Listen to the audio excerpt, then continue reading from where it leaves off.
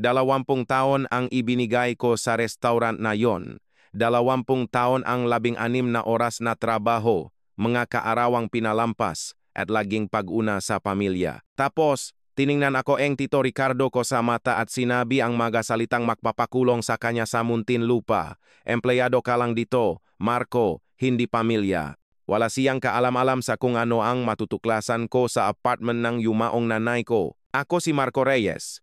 At ito ang kwento kung paano ko nalaman na ninakaw ng tiyuhin ko ang mahigit 2 bilyong piso mula sa nag-agaw buhay kong ina, at kung paano inihayag ng isang lihim na kompartimento sa likod ng isang lumang painting ang katotohanang sumira sa kanya. Kailangan mo munang maintindihan. Hindi lang basta restoran ang gintong tinidor. Dapat ay mana ko yon. Ang kinabukasan ko, ang bungangang buong buhay ko, araw-araw sa loob ng 20 taon, darating ako ang 5:30 ng umaga, 1 oras bago ang lahat, para lang libutin ang dining room at siguraduhing perpekto ang lahat. Ang mamesa na yarisa na pinili mismo ni nanay. Ang machandelier na kristal na binili niya sa isang estate sale at mano-manong inayos. Ang kusina kung saan niya itinuro sa akin na ang pagluluto ay hindi lang tungkol sa pagkain, ito ay tungkol sa pagmamahal. Si Tito Ricardo ay nakatatandang kapatid ng tatay ko. Isang magaling magsalita na negosyante na laging nakasuot ng mga suit na mas mahal pa sa buwan ng upang ang karamihan. Nang simulan nila ni nanay ang restoran noong 1989, siya ang naglabas ng paunang puhunan. Habang si nanay naman ang nagbigay ng mga resipe ng pananaw at en kaluluwa en magiging pinakamamahal na fine dining restaurant sa Quezon City. Yan ang kwentong sinasabi niya sa lahat sa loob ng 30 taon. Ang nanay mo ang puso, sasabihin niya sa bawat anniversary party.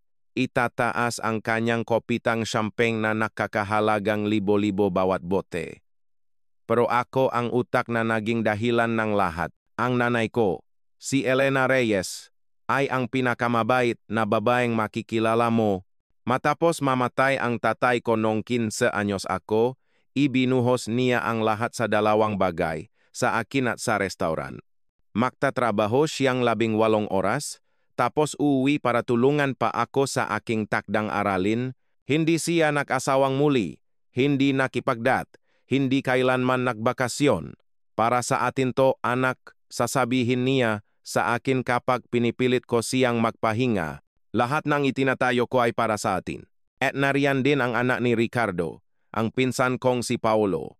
Kung ako ang masipak na manggagawa, si Paolo ang pabida. 35 anyos na may MBA mula sa isang sikat na universidad sa Amerika na hindi tumitigil si Ricardo sa pagbanggit. Nagtrabaho si Paolo sa mga investment firm. Nilulustay ang pera ng ibang tao nang may ngiti. Pupunta siya sa restaurant siguro minsan sa isang buwan, karaniwan para kumain ng libre, at punahin ang lahat mula sa pagayos ng pagkain sa plato hanggang sa kita. Pinsan Marco, sasabihin niya, gamit ang palayaw na alam niyang ayaw ko.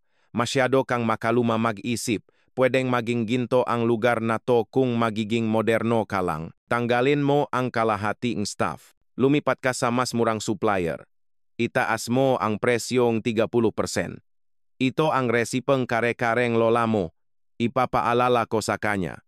Hindi tayo lilipat sa delatang sarsa para makatipid ng konti. Kita mo, yan ang problema sa iyo. Tatawa siya, titignan ang kanyang Rolex. Masyado kang sentimental. Negosyo ay negosyo. Huli kong nakitang buhay si nanay 3 araw bago siya mamatay. Kinuha na ang kanser ang lahat sa kanya.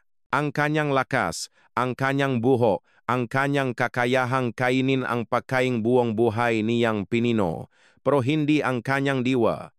Hinawakan niya ang kamay ko gamit ang natitira niyang lakas at inilapit ako. Ang restaurant, bulong niya, ang boses niya ay parang tuyong dahon. Huwag mong hayaang kunin nila sayo. Nay, huwag nyo na pong isipin yan ngayon. Ipangako mo sa akin, Marco. Ipangako mong ipaglalaban mo kung ano ang sayo. Akala ko ay nagdedeliryo na siya dahil sa gamot. Ilang taon nang sinasabi ni Ricardo sa lahat na siya ang naisang may-ari, na si nanay ay isang empleyado lang tulad ng iba. Isang mahalagang empleyado o pro-empleyado pa rin. Hindi ko kailanman kinuwestiyon iyon dahil bakit naman? Pamilya siya. Tiyuhin ko siya.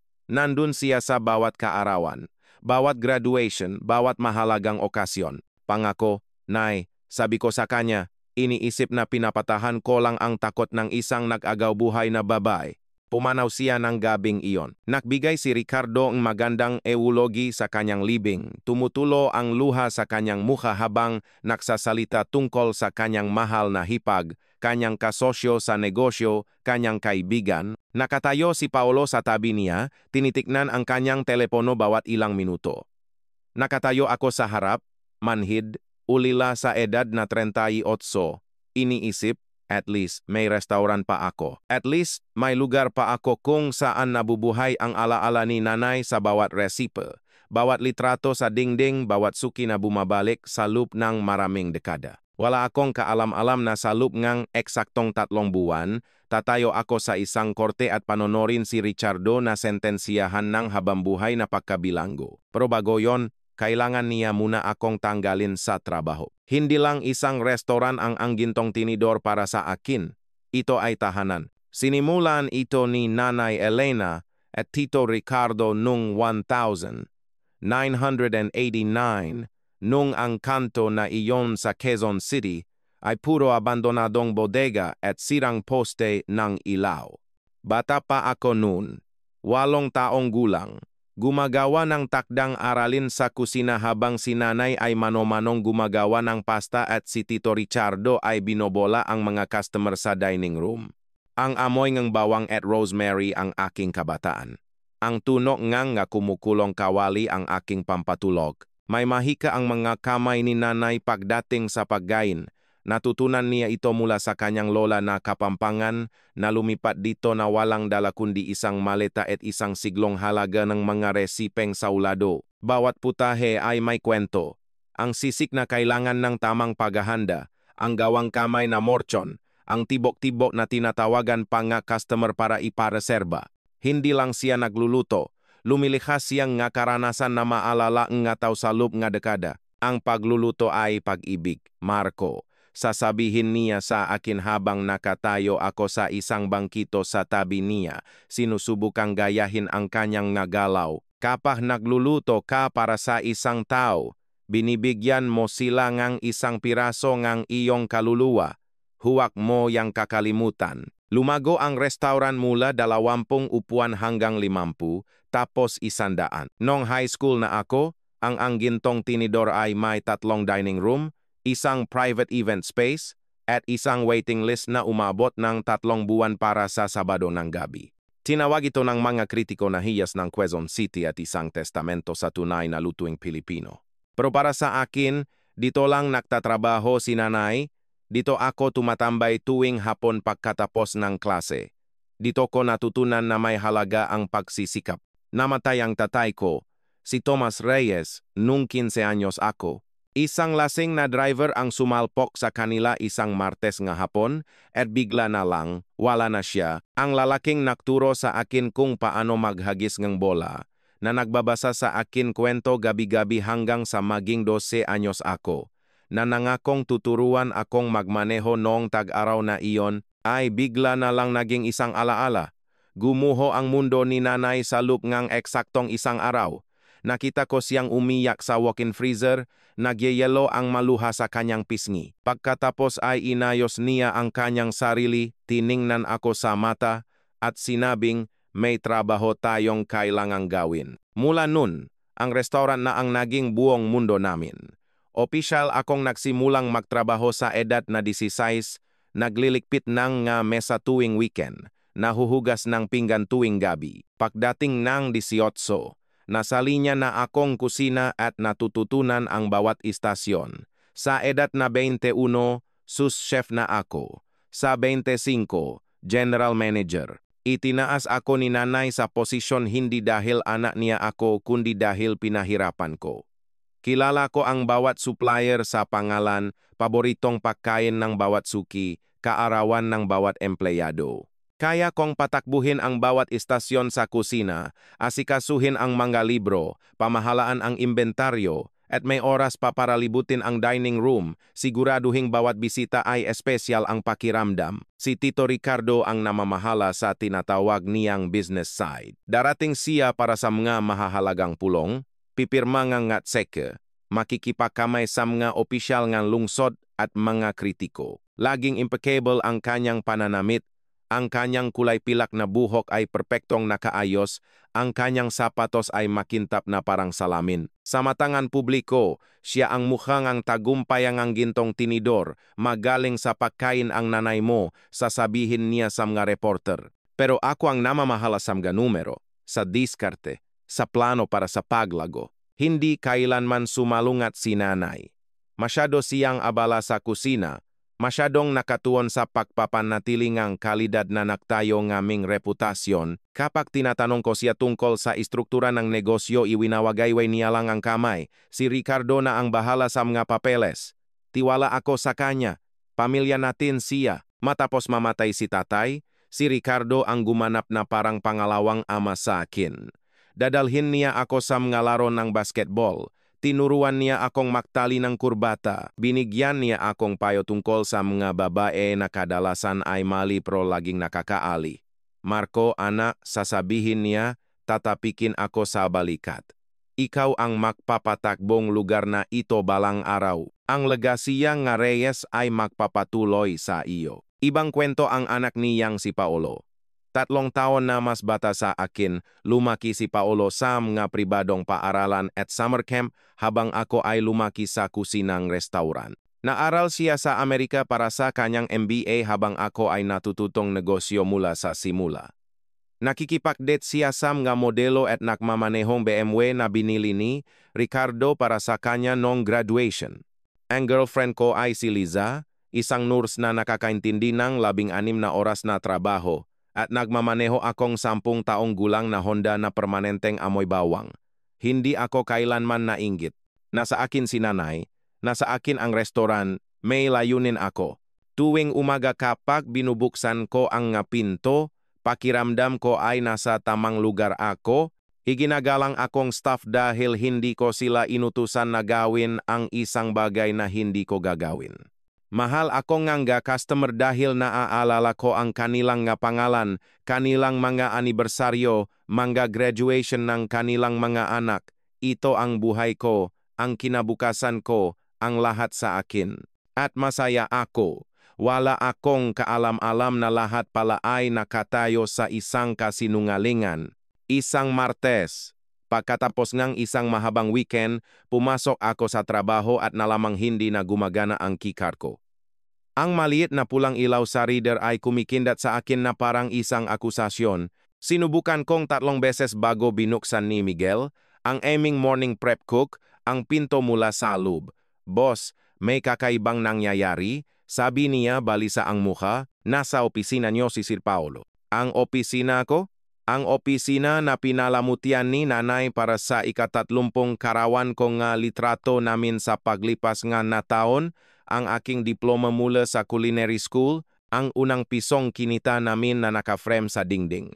Naglakad ako sa kusina, napansin kung paano umiwas ng tingin ang mga staff, kung paano biglang naging napaka-interesante ng kanilang masangkalan. Nakaupo si Paolo sa upuan ko.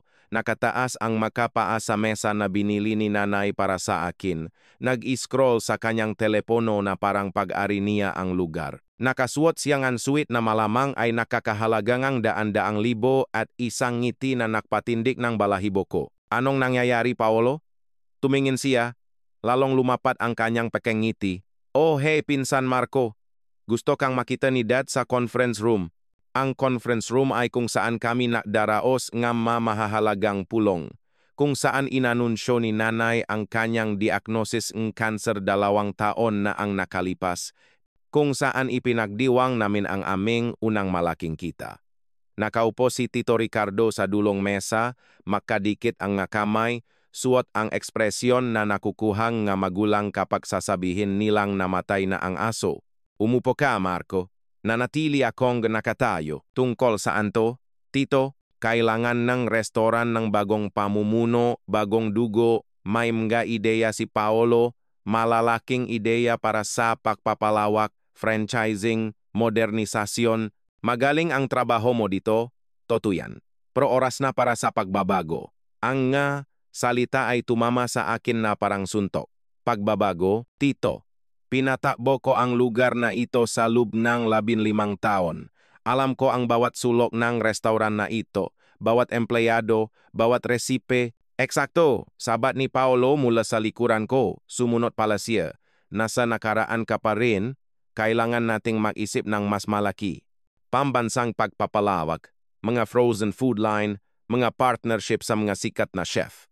Hindi yan gugustuhin ni nanay. Sabi ko, tumataas ang boses. Ang restaurant na ito ay tungkol sa kalidad sa komunidad sa pagpapanatiling pamantayan.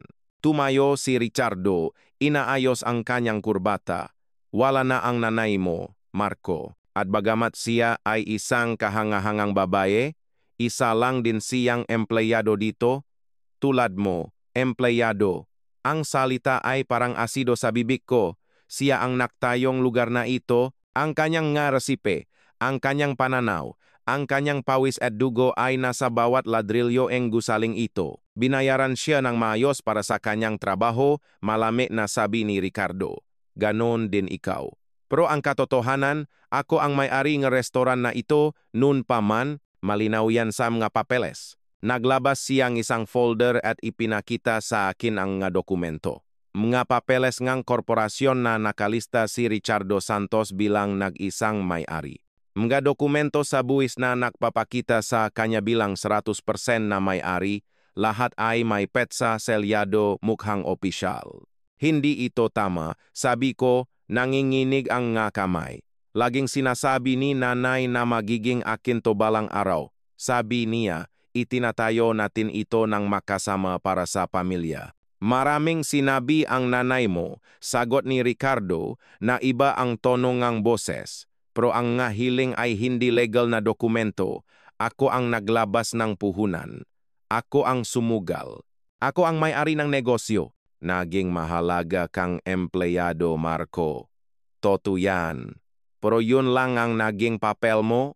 Dumukot siya sa kanyang diaket at naglabas ang sobre. 2 linggong sahod. Malaking bagay na yan. Lalo na pwede ka namang tanggalin anumang oras. Linisin mo na ang opisina mo ngayon. Si Paolo na ang papalit agad. 2 linggo? Tumawa ako, pero parang sinakal. 20 taon ng buhay ko at bibigyan mo ako ng 2 linggong sahod? Mas malaki pa yan sa hinihiling ng batas, sabi ni Paolo, mabait pa nga si Dad. Tiningnan ko si Richardo, ang lalaking ito na nasa bawat kaarawan ko, na nangako sa nag-aago buhay kong ina na aalagaan niya ako. Nangako ka sa kanya, mahinang sabi ko. Nung nag-agaw buhay si nanay, hinawakan mo ang kamay niya at nangako kang aalagaan mo ang lahat. May kumislap sa mukha ni Ricardo sandali. Konsensya, pagsisisi. Pero nawala rin ito, pinalitan ng malamig na kalkulasyon ng isang negosyante. Inalagaan ko nga ang lahat. Lalago ang restaurant sa pamumuno ni Paolo, makakahanap kang ibang trabaho. Magaling ka Marco, pero tapos na ang panahon mo dito. Pinindot niya ang isang buton sa telepono. Security, papunta ka sa conference room. Security, sa restaurant kung saan ako natutong maglakad. 2 lalaking hindi ko pa nakikita ang pumasok, nakasuot ng uniforme at may seryosong mukha. Sasamahan kang nga ginong ito para linisin ang opisina mo, sabi ni Ricardo. Huwag mo nang pahirapin ang lahat. Tiningnan ko si Paolo.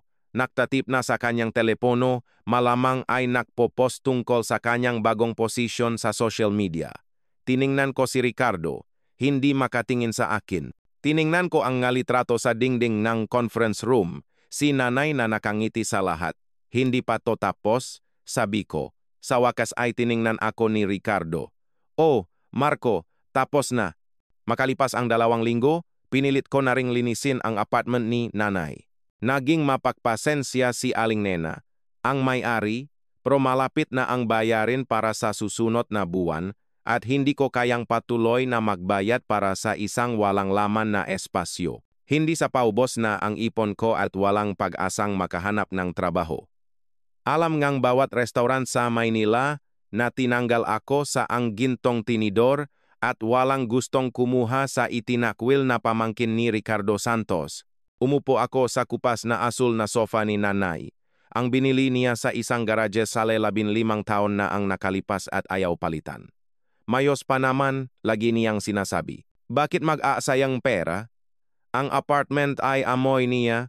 Ang kombinasyon ng pabangong lavender at bawang na tila permanenteng nakakapit sa kanyang nga damit. Napapaligiran ako nga kahon, bawat isa ay isang alaalangang isang buhay na tahimik ngunit puno. Ang malitrato ang pinakamahirap. Si nanay at ako sa aking high school graduation, nag-umapaw sa pagmamalaki kahit nagtrabaho siya hanggang 3:00 ng madaling araw. Si nanay at ako noong araw na nakakuha ang restaurant ng unang parangal. Si nanay na tinuturuan akong gumawa ngang menudo ngang kanyang lola. Pareho kaming puno ngang harina at tawa. 20 taon nang nga alaala. At ngayon, hindi ko man lang kayang pumasok sa gusali kung saan nabuo ang karamihan sa mga iyon. Tumutulong si Liza sa pag-impake. Buti na lang nandiyan siya. Kumuha siya ng isang araw na leave sa ospital para makasama ako. Alam na hindi ko ito kayang harapin mag-isa. Ang ganda ng painting na ito, sabi niya, inaangat ang isang watercolor ng paglubok ng araw sa Manila Bay. Bigay tong tatay mo sa kanya, di ba? Ika-15 anibersaryo nila. Sabi ko, naaalala kung paano ito tinititigan ni nanay tuwing umaga habang nakakape. 2 buwan bago siya mamatay, habang inaangat ito ni Liza, may napansin ako. Kakaiba ang itsura ng pader sa likod ng painting, parang mas bago. Mayroong halos hindi makitang guhit sa wallpaper, isang parihaba na kasing laki ngang kahon ng sapatos. Pinindot ko ito at naramdaman kong lumubog. Anong ginagawa mo? Tanong ni Liza. Mayroong isang bagay dito. Pinindot ko ng mas malakas at bumukas ang isang bahagi ng pader. Sa likod nito ay isang lihim na kompartimento, maingat na ginawa at pininturahan para tumugma sa pader. Sa loob ay isang makapal na Manila folder na may label sa maingat na sulat kamay ni nanay. Ang gintong. Tinidor nen 100 na atantis ni. Nanginginig ang makamay ko nang buksan ko ito. Kumalat ang nga legal na dokumento sa mesa, mga kasunduan sa partnership, mga bank statement, mga papeles ng korporasyon. At naroon, sa pinakaw ng pahina, may opisyal na selyo. Mga artikulong korporasyon para sa ang gintong tinidor insi chaiste, Elena Reyes, 60% na may-ari. Ricardo Santos, 40% na may-ari. Diyos ko, bulong ni Liza, nagbabasa sa likod ko. Marco, sinasabi dito na ang nanay mo ang may-ari ng mas malaking porsyento. Nagpatuloy ako sa pagbabasa, kumakabog ang puso ko. Bawat dokumento ay nagsasabi ng isang kwento, hindi empleyado si nanay, siya ang mayoryang may-ari, pahina-pahinang ebidensya, kontrata sa supplier na nakapangalan sa kanya, bank account na nagpapakita sa kanya bilang pangunahing signatory. Maging ang orihinal na upa sa gusali ay nakalista siya bilang pangunahing kasosyo. Kailangan kong tawagan si Rico. Sabi ko, kinukuha na ang aking telepono. Kaibigan ko si Rico mula pa nung high school at ngayon ay nagtatrabaho bilang paralegal sa isang law firm. Rico, kailangan kong may tingnan ka ngayon, emergency. Dumating siya sa loob ng 1 oras, isang tingin lang sa mukha ko at alam niyang seryoso ito. Ikinalat namin ang mga dokumento sa mesa ni nanay, inayos ayon sa petsa. Ang kanyang mahinang pagzipol ay lalong humahaba sa bawat pahinang binabasa niya. Marco, lehitimo ang nga ito. Selyo ngang gobyerno, tamang notaryo, lahat. Ang nanay mo ang may-ari ng 60% ng restaurant na yon? Inilabas niya ang kanyang calculator. Ang gintong tinidor ay nakakahalaga ng sabihin nating 2.5 bilyong piso ngayon. 60% niyan ay 1.5 bilyon. E tingnan mo ang clause na ito. Itinuro niya ang isang seksyon sa kasunduan sa partnership. Sa pagkamatayng sinumang kasosyo, ang kanilang mga share ay ililipat sa kanilang itinalagang tagapagmana. Ikaw yon, pare. Ikaw ang legal na may-ari ng 60% ng gintong tinidor. Pero nakpakita sa akin si Ricardo ng dokumento na nagsasabing siya ang may-aring lahat. Kung gayon pineke niya ang nga iyon. Panloloko to, Marco. Malaking panloloko. At kung kinukuha niya ang kita mula sa 60% niya sa lahat ng mga taon na ito, nagsimulang makompute si Rico. Kahit sa mababang paktantiya, abot yan sa halos 1 bilyong piso na ninakaw na pondo. Nagpatuloy kami sa paghahanap sa folder. Itinago ni nanay ang lahat. Mga dokumento sa buwis na nagpapakita na inaangkin ni Ricardo ang 100% na pagmamay-ari simula noong 2005. Mapekeng pirma sa mga dokumento ngang pautang na hindi tumutugma sa tunay na pirma ni nanay. Mga statement na nagpapakita ng malalaking transfer sa mga account sa ibang bansa. Alam niya, nag-ipon siya ng ebidensya. At sa ilalim ngang lahat, may nakita akong nagpatigil ngang tibok ngang puso ko. Mga sulat sa pagitan ni Ricardo at ni Dr. Sandoval, ang onkologis ni nanay. Ang una ay may patsang 6 na buwan bago ang kanyang diagnosis, tinatalakay ang mga kaayusan sa pagbabayad at mga pagbabago sa paggamot. Marco, sabi ni Liza, ang kanyang pagsasanay bilang nurse ang nakakita sa hindi ko pa napoproseso. Mali ang nadosaje na ito. Ang mga chemotherapy protocol na inilalarawan niya ay 30% lang ng tamang lakas. Kaya pala siya nang hina ng ganun kabilis. Tinitigan ko ang mga papel, ang katotohanan ay bumuhos sa akin na parang malamig na tubig. Pinatay niya siya. Pinatay ni Ricardo ang nanay ko. Nasa telepono na si Rico. Kailangan nating kumuha ng abogado, isang tunay na abogado.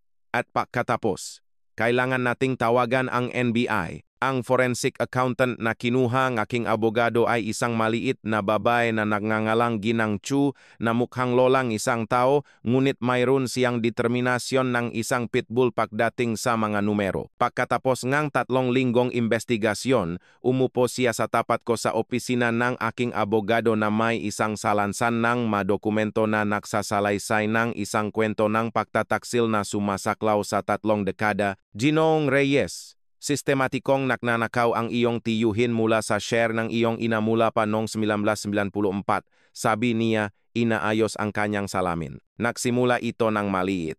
Ilang libo dito at doon. Ngunit pagsapit ngang 2010, milyon-milyon na ang kinukuha niya taon-taon. Ang mahindi na bayarang kita palang ay aabot sa halos 1 bilyong piso. Hindi pa kasama ang interest at mga multa. Ang aking abogado, si Attorney Thorne, isang dating piskal na kumuha ang aking kaso matapos makita ang ebidensya, ay sumandal. Ngunit ang mga krimen sa pananalapi ay simula pa lang, Marco. Ang mga sulat kay Dr. Sandoval ay nagbubunya ng isang bagay na mas masama. Inilatak niya ang mga sulat na natakpuan namin, ngayon ay minarkahan bilang ebidensya. Binayaran ng iyong tiyuhin si Dr. Sandoval ng 10 milyong piso para baguhin ang chemotherapy treatment ng iyong ina, sa halip na ang standard na protocol na may 80% na success rate para sa kanyang uring kanser, nakatanggap siya nga mga dosis na halos walang epekto. Gusto niyang manghina siya ngunit manatiling buhay ng sapat na panahon para magmukhang natural. Ang isang kahina-hinalang pagkamatay ay magti-trigger ngang investigasyon sa pagmamay-ari ng restaurant. Dapat nabuhay ang nanay mo, mahinang sabi ni Attorney Thorne. Sa tamang paggamot, malamang nakasama natin siya dito ngayon. Ang galit na naramdaman ko ay hindi may larawan, hindi ito mainit o pasabog. Ito ay malamig, malinaw, dalisay. Hindi lang pera ang ninakaw ni Ricardo, ninakaw niya ang buhay ng nanay ko. Nangyari ang raid ng NBI sa ang gintong tinidor isang Huwebes ng umaga. Eksaktong 2 buwan matapos akong tanggalin ni Ricardo. Nakipag-ugnayan si Attorney Thorne sa isang kaibigan sa Financial Crimes Division at nang makita nila ang ebidensya, mabilis ang nga pangyayari. Pumwesto ako sa tapat na kaya sa coffee shop kung saan kami ni nanay nak-almusal tuwing linggo, nanonood sa bintana. Eksaktong 9:47 ngang umaga, pinalibutan ng nga itim na SUV ang restaurant. Pumasok ang nga ahente na nakasuot ng asul na windbreaker, nakikita ko ang gulat na mukha nga customer sa loob. Mga waiter na natigilan, mga customer na iniwan ang kanilang pagkain. Makalipas ang 20 minuto, inilabas nila si Ricardo na nakaposas. Suot pa rin niya ang kanyang mamahaling suit, ngunit gusot na ang kanyang perpektong buhok. Namumula ang kanyang mukha sa galit. Sumunod si Paolo, hindi nakaposas, ngunit halatang gulat, bumubuka at sumasara ang bibig na parang isda.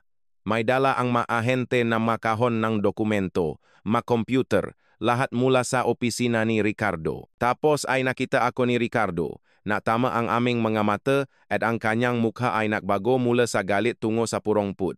Marco, sigaw niya, na pupumigla sa mga ahenteng humahawa sa kanya. Wala kang utang na loob. Mapupunta rin naman sa iyo ang lahat ng ito. Ako ang nagpalaki sa restaurant na yan. Walang kwenta ang nanay mo kung wala ako. Dahan-dahan akong tumawid sa kalye hanggang sa nakatayo na ako sa mismong harapan niya. Nagtense ang maahente, ngunit hindi ako pinigilan. Sa simula pa lang, sa akin na yon, sabi ko ng malakas para marinig ng nakukumpulang tao. At pinatay mo ang nanay ko para dito. Namutla ang kanyang mukha. Hindi mo yan mapapatunayan. Wala kang mapapatunayan. Sa totoo lang, kaya namin sabi ni Ahente Rivera na siyang nangunguna sa investigasyon. Pumayak ng tumestigo si Dr. Sandoval kapalit ng mas mababang sentensya. Itinago niya ang lahat ng talaan, Ginoong Santos. Bawat bayat, bawat usapan, bawat binawasang dosis ng chemotherapy. Mas mabuting tumahimik ka na ngayon. Mabilis ang paglilitis. Ang ebidensya ay napakatibay. Wire fraud, tax evasion, embezzlement, money laundering, at pagsasabwatan para pumatay. Ang piskal, isang binatang naknangalang David Park, ay mayos na inilatag ang kaso, mga financial record, mga pekeng dokumento, testimonya ni Dr. Sandoval, maging ang recording na lihim na ginawa ni Sandoval sa kanilang nga usapan ni Ricardo. Ang hurado ay nagdelibera ng wala pang 2 oras. Guilty sa lahat ng kaso. Si Hukom Patricia Hawkins, isang istriktong babae na may kulay pilak na buhok at matatalim na mata, ay mukhang nandidiri habang binibigkas ang sentensya. Ginoong Ricardo Santos, sa aking 30 taon sa serbisyo, bihirang-bihira akong makasaksi ng isang pagtataksil na ganito kalala. Nagnakaw ka mula sa iyong kasosyo, iyong hipag, isang babaeng naktiwala sa iyo, ngunit ang mas masahol pa, nakipagsabuatan ka para pabilisin ang kanyang pagkamatay, ipinagkait sa kanyang anak ang kanyang ina. Ginawa mo ito dahil sa purong kasakiman, 25 taon hanggang habambuhay na pagkabilanggo. Bumaksak si Ricardo sa kanyang upuan.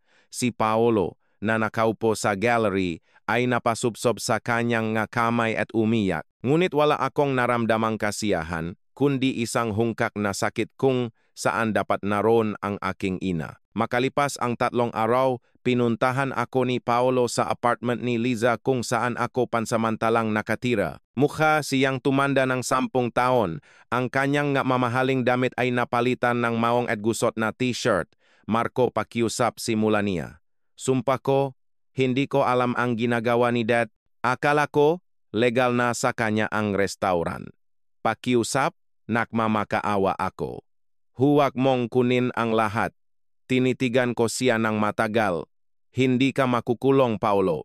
Sapat na yang awa. Gamitin mo ang MBA mo at magsimula ka ulit sa ibang lugar, malayo sa Maynila, malayo sa akin, iba na ang Gintong Tinidor ngayon. Pinanatili ko ang pangalan dahil iyon ang gugustuhin ni nanay, pero lahat ng iba pa ay nagbago. Ang una kong ginawa matapos may lipat ang pagmamay-ari ay maglagay ng isang tansong plaque sa pasukan. Elena Reyes, co-founder at puso ang Gintong Tinidor, 9/1/2024. Sa ilalim, sa mas maliit na letra, ang kanyang paboritong kasabihan, ang pagluluto ay pag-ibig na nakikita. Kinuha ko pabalik ang bawat empleyadong tinanggal ni Ricardo para makatipid. Si Maria, na naging pastry chef namin sa loob ng 15 taon bago siya tinanggal ni Ricardo dahil humingi ng umento. Si Carlos, ang aming sommelier, na pinalitan ni Ricardo ngang pamangkin ng kanyang ka-golf. Maging si Mang Harold, Ang 70 taong gulang na security guard na nag-escort sa akin palabas noong araw na iyon. Nang ialok ko sa kanya ang kanyang trabaho pabalik na may buong benepisyo at 50% na aumento, napayak siya mismo sa aking opisina. Sir Marco, sabi niya habang umiyak, napakasama pong loop ko noong pinalabas kita. Siguradong magagalit sa akin ang nanay niyo. Maintindihan ka ni nanay, Mang Harold. Ginagawa mo lang ang trabaho mo. Tinutulungan ako ngayon ni Liza sa business side. Lumalabas na ang girlfriend ko pala ay may galing sa numero na hindi ko alam. Pinanatili niya ang kanyang trabaho bilang nurse, ngunit pumapasok siya 3 gabi sa isang linggo para asikasuhin ang mga libro. Natuklasan namin na kinukupit ni Ricardo ang 20% mula sa bayad sa aming mga supplier. Binalik namin sa bawat isa ang kulang kasama ang interest. Sa mas maingat na paghahanap sa mga gamit ni nanay, natakpuan namin ang mga dokumento na nagpapakita na nagtabi siyang para sa isang culinary scholarship fund na binuwa ni Ricardo noong 2015. Ibinalik namin ito, mas malaki kaysa dati. Ang Elena Reyes Foundation ngayon ay nagpaparal ng 10 kabataan mula sa mahihirap na komunidad sa culinary school bawat taon, buong scholarship. Ang tanging requirement ay magtrabaho sila 1 araw sa 1 buwan sa isang lokal na feeding program dahil laging sinasabi ni nanay, hindi mo pa talaga natutunang magluto hanggat hindi ka pa nakapagluto para sa 1 taong tunay na gutom. Puno ang restaurant gabi-gabi ngayon. Ang balita ang nakdala ang mga customer sa simula ngunit ang pagkain ang nakpapabalik sa kanila. Nakakahalaga na kami ngayon ng mahigit 3 bilyong piso at pag-ari ko ang bawat sentimo ng aking 60% na share. Ngunit kapag naglalakad ako sa dining room, lampas sa mesa kung saan ginagawa ni nanay ang mga libro hanggang gabi, lampas sa booth kung saan nagpropose si tatay sa kanya noong 1985, hindi ko iniisip ang pera. Iniisip ko ang hustisya at kung paano ito minsan nakmumula sa hindi inaasahang lugar. Iniisip ko ang aking ina na nag-ipon ng ebidensya sa loob ng maraming taon, alam na may mali, ngunit walang sapat na patunay para kumilos. Pinrotektahan niya ako kahit wala na siya, iniwan sa akin ang masusi para matuklasan ang katotohanan. Noong nakaraang linggo, nakatanggap ako ng sulat mula kay Ricardo sa bilangguan. Muntik ko nang itapon, pero nanaik ang kuryosidad. Ang kanyang sulat kamay, na dati napakatatag sa lahat ng pekeng dokumento, ay nanginginig na ngayon. Marco, sulat niya, gusto kong malaman mo na minahal ko ang nanay mo na parang kapatid. Naging masyado lang tukso ang pera. Isang maliit na pagnanakaw ay humantong sa isa pa, at bago ko namalayan, masyado na akong malalim para tumigil. Nakataon lang ang diagnosis ng kanser, ngunit nakakita akong pagkakataon. Hindi ako humihinging tawad. Alam kong hindi mapapatawad ang ginawa ko. Gusto ko lang malaman mo na ang restaurant ay laging nakalaan para sa iyo. Masyado lang akong naging sakim para bitawan ito. Sinunok ko ang sulat. May mga pag-amin na hindi karapat-dapat kilalanin. Tuwing umaga ngayon bago kami magbukas, tumatayo ako sa kusina kung saan ako tinuruan ni nanay na magluto. Naririnig ko pa rin minsan ang kanyang boses, nararamdaman ang kanyang kamay na gumagabay sa akin habang natututo akong tantiyahin ang masang tinapay sa pamamagitan ng pakiramdam, malaman kung kailan handa na ang isang sarsa sa pamamagitan ng amoy nito. Ang kanyang mga resipe ay narito pa rin lahat. Nakasulat sa kanyang maingat na sulat kamay, may mga mansangang sarsa at langis. Bawat mansa ay isang alaala. Ang totu, ang gintong tinidor ay hindi lang isang restaurant. Kailanman ay hindi. Ito ay patunay na ang pag-ibig ay lumalampas sa kamatayan, na ang pamilya ay hindi laging dugo, at minsan ang mga taong nagsasabing pinakamahalaga ka sa kanila ang siyang may kakayahang gumawa ng pinakamalalim na pagtataksil. Ngunit ito rin ay patunay na ang katotohanan ay may paraan para lumabas, na ang hustisya, bagamat minsan ay naantala, ay hindi kailangang ipakait. Iniligtas akong aking ina mula sa kabilang buhay. Alam niyang mahahanap ko ang dokumentong iyon kapag handa na ako. Alam niyang ipaglalaban ko kung ano ang sa akin, kung ano ang sa amin. At alam niyang pararangalan ko ang kanyang alaala hindi sa pamamagitan ng paghihiganti, kundi sa pamamagitan ng pagpapatuloy ng kanyang sinimulan, ang pagpapakain sa mga tao, paglikha ng kagalakan, patatayong ang isang bagay na mabuti sa mundong ito. Ang gintong tinidor ay nagsisilbi na ngayon sa mahigit 300 tao gabi-gabi. Bawat isa sa kanila ay natitikman ang pagmamahal ng aking ina sa bawat putahe, at alam ko, sa isang lugar, siya ay nakangiti.